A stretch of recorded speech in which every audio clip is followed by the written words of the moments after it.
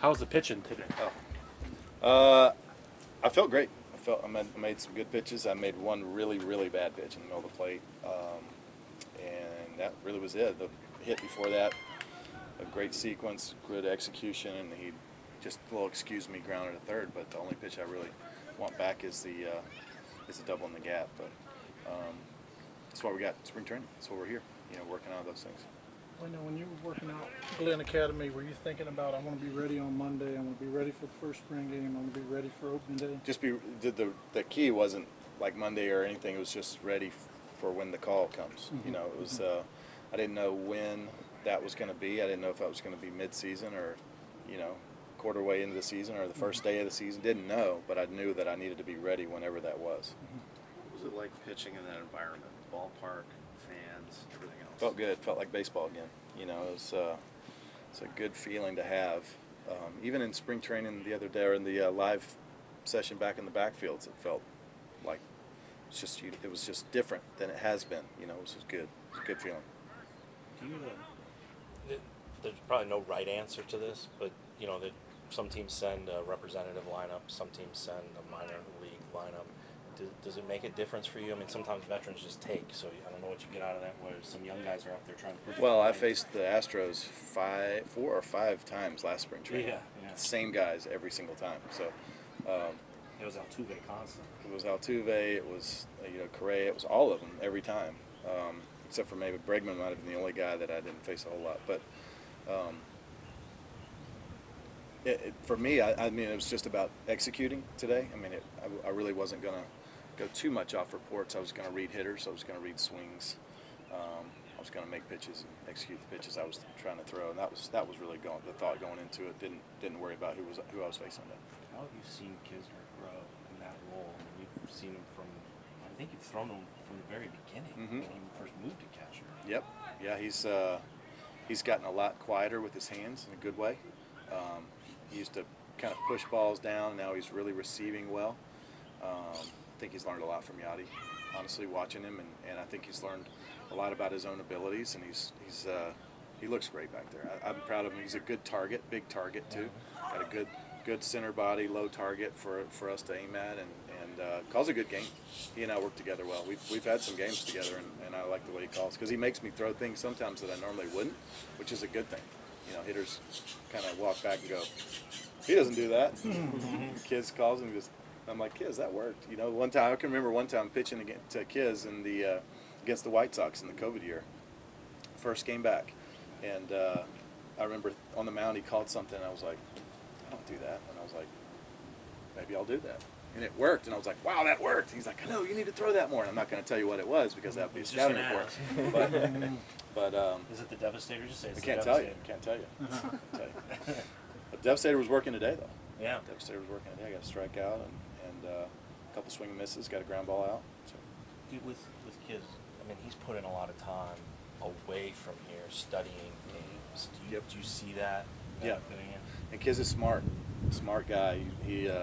He wants to be better too. He wants to be good. He wants to learn as much as he can. And that's all you can really ask of a guy is to take his craft seriously and to put the time in to be better at it, and he does that. What's the benefit? I'm sorry. One last one. What's the benefit of having a guy like him who's a backup for so many years? You guys would kind of cycle through guys just because of how much Yachty plays. Really, since Tony, you haven't had that stability in that role. Yeah, it's good. I mean, he knows all the pitchers really well, right. And we're all familiar with him too. So we have a couple of really good options here as catchers, and just blessed to have him. I wanted to follow up on his question, talking about Kisner. Have you had to have any conversations with him about staying patient and trusting the process, waiting behind Yachty? Does he ever get frustrated with that? Oh, no. I mean, he seems like he's had a great attitude about everything. We really appreciate him in there. His attitude is great. He's always a happy-go-lucky, funny guy, keeping everything. Sometimes you got to knock him in the head for saying something corny or whatever, but he's a guy who keeps it really light in there and has a great attitude. He's a great team guy. Everybody loves Kiz in there. He said some guys lead with their words, you lead with your work ethic. He said you move the needle with the young guys. How much do you kind of take pride in that, is, leading with your work ethic? Well, I mean, your words don't have any merit if you're not backing up what you say with your actions. So that's what I'm just trying to live. I'm trying to practice what I'm preaching. You know what I mean? You still love it as much as you did 20 years, 16 years I love ago? pitching. I love competing. I don't love the work in between as much, just being honest, but I do it because I know it's a necessary part of it. But I love getting out there between the lines of pitching.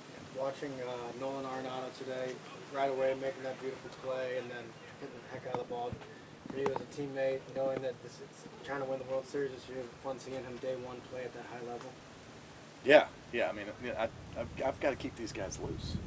You know what I mean, Hawk? I mean, the amazing thing about the play that Nolan made is he does that little half dive and he catches it, and then he's up and throwing it, and I didn't even see him transition.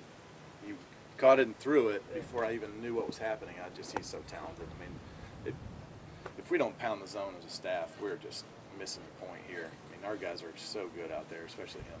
Did you like getting sort of your first comebacker out of the way in the first? New glove too. New glove. Could not squeeze it. I've only used my glove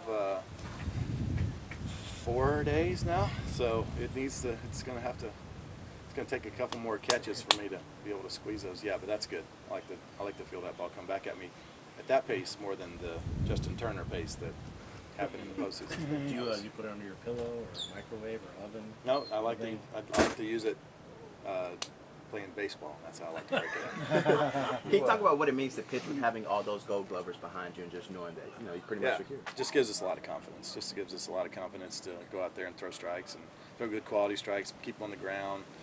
The guys behind us are making plays. They're and this place is a really good teach too in spring training because you can be really aggressive at Roger Dean Stadium. It's hard to hit a home run here unless you go right down the line somewhere, but it's hard to hit a homer here. So you got a great defense behind you and a pitcher's park. Attack the zone, see what happens. Adam, you mentioned that 2020 year. Are there lessons to take out of that summer camp where you had kind of that limited runway to get up for a season, both in terms of how you might feel and the mentality of like, look, maybe I'm not going to be at 110 pitches on opening day, but I have to be okay with being at 80.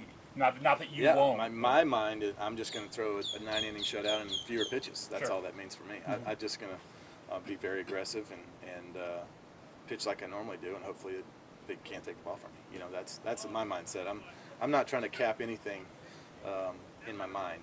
Just going to go out there and whatever I'm ready for, I'm ready for. Are there things though, like in your body that I'm sure you know how it feels on day 1 of spring, on week 4, whatever, from that shorter summer camp compared to now? Is that maybe, I don't know, is there something to do like from a checkpoint? Okay, this is how I felt in that run up.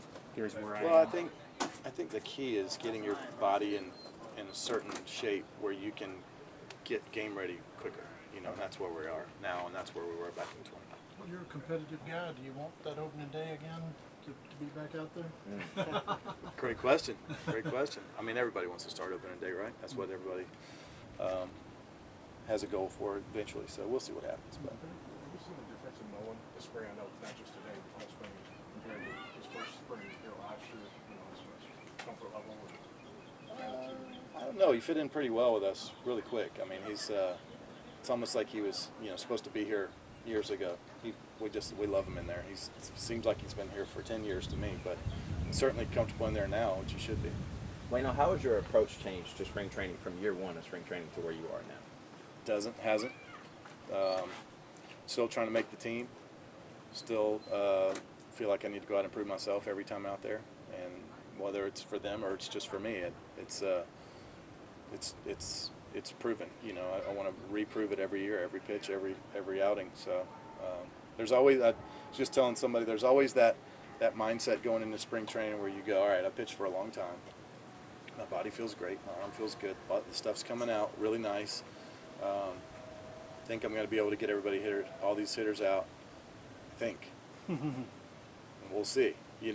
I think I'm really confident going into it, but then the hitters will tell you, right? And I think I might still have it. So. Now that it's here, do you have a post-mortem on the era of pitchers hitting in the National League? I know that's a sore subject for you. Well, we'll see. He might call me off the bench a couple times this year. You never know. You have to try to work for that, or are those conversations already going? It has already been approached. Did you order your full order of bats for this year? Nope, just need one. Take me out of winter, Jim. Just need one. What's it like playing under Ollie in his first spring training as manager? What's he been like? Y'all need to go? No, I'm good with you. I love Ollie. He's earned this position, I think. He's ready for this position. He's learned under some really good teachers.